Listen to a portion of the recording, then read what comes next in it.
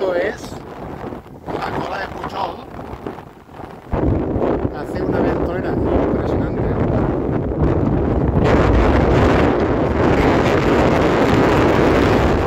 Es una duna que se ha montado en la cola. Hostia, cómo huele la puta arena.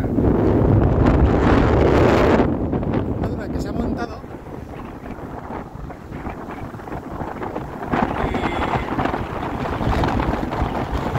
casi puedo cruzar.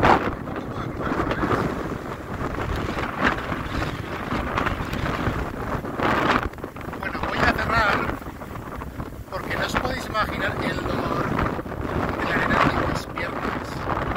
Son como agujas eternas que no paran. Así que nada, voy a cerrar. Au, cacao.